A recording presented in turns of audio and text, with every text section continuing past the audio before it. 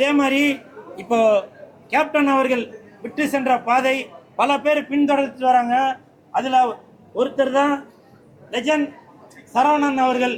கேப்டனோட 100வது படம் ஓடி இருக்கு. இது வரைக்கும் எந்த நடிகருக்குமே 100வது படம் ஓடினதில்லை. அப்படி பெருமைக்குரிய நடிகர் நீங்க. மன்சூர் அலிகான் அண்ணன் அப்படின்றாரு.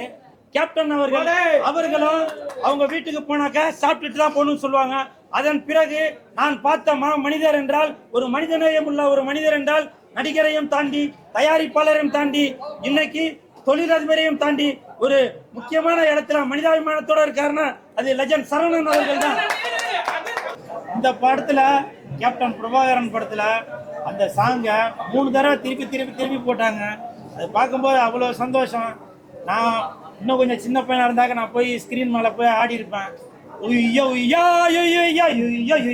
அப்படின்னு.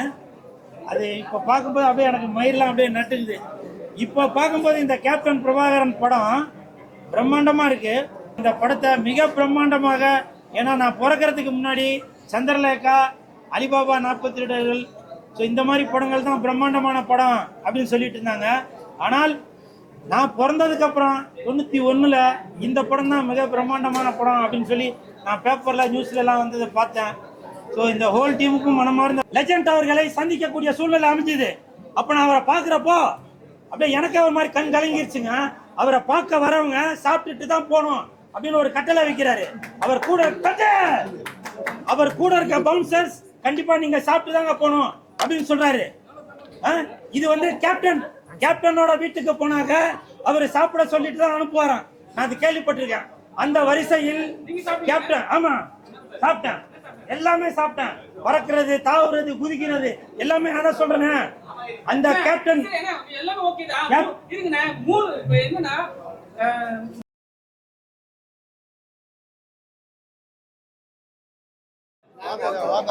எதுக்காக சார் சொன்னா நல்லா இருக்கும்போது வாழ ஆடக்கூடாது. அதுக்காக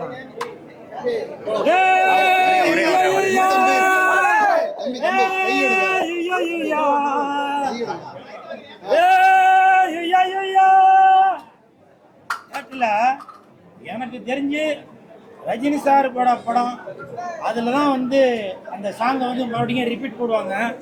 இந்த படத்துல கேப்டன் பிரபாகரன் படத்துல அந்த சாங்கை 3 தடவை திருப்பி போட்டாங்க. அது பார்க்கும்போது அவ்வளோ சந்தோஷம். நான் இன்னும் கொஞ்சம் சின்ன பையனா இருந்தாக்க நான் போய் ஸ்கிரீன் மேலே போய் ஆடி இருப்பேன் அப்படின்னு. அது இப்போ பார்க்கும்போது அப்படியே எனக்கு மயிரெலாம் அப்படியே நட்டுக்குது. இப்போ பார்க்கும்போது இந்த கேப்டன் பிரபாகரன் படம் பிரம்மாண்டமாக இருக்கு. 30 வருஷத்துக்கு முன்னாடி மிக பிரம்மாண்டமாக இருந்திருக்கலாம். இந்த படத்தோட இயக்குனர் ஆர்.கே. செல்வமணி சார், செல்வத்துள் செல்வம் ஆர்.கே. செல்வம் அப்படின்னு தான் சொல்லலாம். அந்த அளவுக்கு இந்த படத்தை மிக பிரம்மாண்டமாக, ஏன்னா நான் பிறக்கிறதுக்கு முன்னாடி சந்திரலேகா, அலிபாபா 40 திருடர்கள், ஸோ இந்த மாதிரி படங்கள் தான் பிரம்மாண்டமான படம் அப்படின்னு சொல்லிட்டு இருந்தாங்க.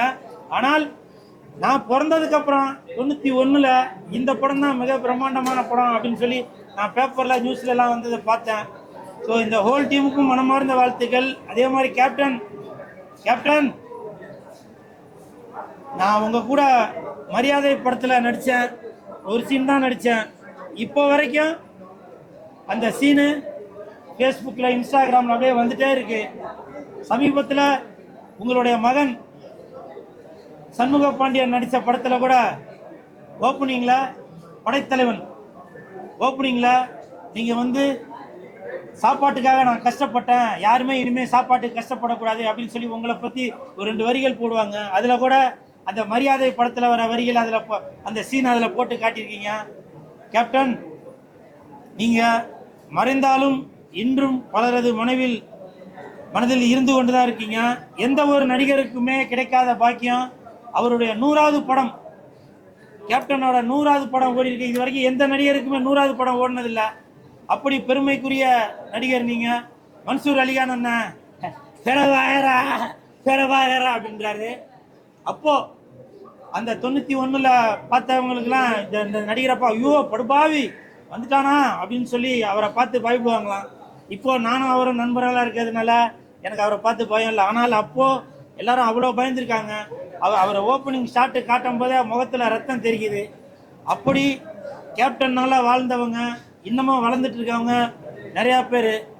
கேப்டன், உங்களுடைய புகழ் எப்பவுமே வளர்ந்து கொண்டே தான் இருக்கும். நீங்கள் விட்டு சென்ற பாதை பல பேர் அதை தொடர்ந்துக்கிட்டே தான் இருப்பாங்க.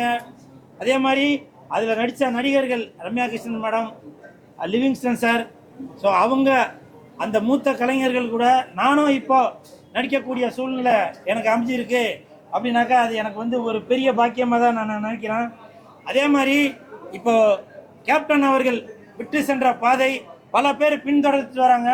அதில் ஒருத்தர் தான் லெஜண்ட் சரவணன் அவர்கள். சிரிக்காத, சிந்திக்கணும், புரியுதா? சிந்திக்கணும். இன்னைக்கு கேப்டன் சொல்லி கொடுத்த பாதையை பல பேர் பயன்படுத்தி இன்னைக்கு அவங்க முன்னுக்கு வந்துட்டு இருக்காங்க. அந்த மாதிரி நான் சமீபத்தில் லெஜண்ட் அவர்களை சந்திக்கக்கூடிய சூழ்நிலை அமைஞ்சது. அப்போ நான் அவரை பார்க்குறப்போ அப்படியே எனக்கு ஒரு மாதிரி கண் கலங்கிருச்சுங்க. அவரை பார்க்க வரவங்க சாப்பிட்டுட்டு தான் போகணும் அப்படின்னு ஒரு கட்டளை வைக்கிறாரு. அவர் கூட இருக்க பவுன்சர்ஸ் கண்டிப்பா நீங்க சாப்பிட்டு தாங்க போகணும் அப்படின்னு சொல்றாரு. இது வந்து கேப்டனோட வீட்டுக்கு போனாக்க அவரை சாப்பிட சொல்லிட்டு தான் அனுப்புவாராம். நான் அது கேள்விப்பட்டிருக்கேன்.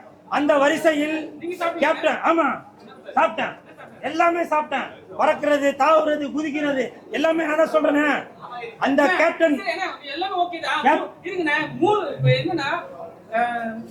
அதே நானே சொல்லிடுறேன் சார், கேளுங்க. காரணம் என்னன்னாக்க எம்ஜிஆர் ஐயா அவர்கள் எப்பவுமே அவரோட வீட்டுக்கு போனாக்கா சாப்பிட்டுட்டு தான் போனோம் அப்படின்னு சொல்லுவாராம். அதன் பிறகு கருப்பு எம்ஜிஆர் என்று அழைக்கப்படும் கேப்டன் அவர்களும் அவங்க வீட்டுக்கு போனாக்கா சாப்பிட்டுட்டு தான் போகணும்னு சொல்லுவாங்க. அதன் பிறகு நான் பார்த்த மனிதர் என்றால், ஒரு மனிதநேயம் உள்ள ஒரு மனிதர் என்றால், நடிகரையும் தாண்டி, தயாரிப்பாளரையும் தாண்டி, இன்னைக்கு தொழிலதிபரையும் தாண்டி ஒரு முக்கியமான இடத்துல மனிதாபிமானத்தோட இருக்காருன்னா அது லெஜண்ட் சரவணன் அவர்கள் தான். இன்னும் ஒரு வருஷத்துல அதுதான் என் வீட்டுக்கு வந்தா கூட நான் சாப்பிட்டு தான் போக சொல்லுவேன். புரியுதுங்களா? என் வீட்டுக்கு வந்தா கூட நான் சாப்பிட்டு தான் போக சொல்லுவேன். ஆனால் இவரே 100 பேர் வந்தாலும் சாப்பிட்டுட்டு போங்க அப்படின்னு சொல்லி ஒரு மனிதநேயத்தோட இருக்கிறாரு. அந்த ஒரு மனிதனை இப்ப கூட நீங்க நினைக்கலாம், ஏதோ இவர் சரவணா ஸ்டோர்ல போனாக்கா ஏதோ கட்ட போய் கொடுப்பாங்க போல, அதுக்காக வந்து பேசிட்டு இருக்காரு போல. உண்மையா சொல்றாங்க, நான் பல இயக்குநர்களுக்கு, பல தயாரிப்பாளர்களுக்கு நான் சப்போர்ட் பண்ணிட்டு இருக்கேன். நிறைய பேருக்கு நன்றியா இல்ல, இப்ப சொல்றேன். கருப்பு எம்ஜிஆர் நமது கேப்டன் அவர்களுக்கு பிறகு இன்றும் வாழ்ந்து கொண்டிருக்கும் இந்த சரவணன் அவர்கள் தான். இன்னும் ஒரு வருஷத்துல பாருங்க, மிகப்பெரிய ஒரு மனிதராக இந்த லெஜண்ட் அவர்கள் வருவாங்க. வரலன்னா பாருங்க. என்ன சார் கேட்டீங்க? சோறு போடுவாங்க. ஆமா, இவர்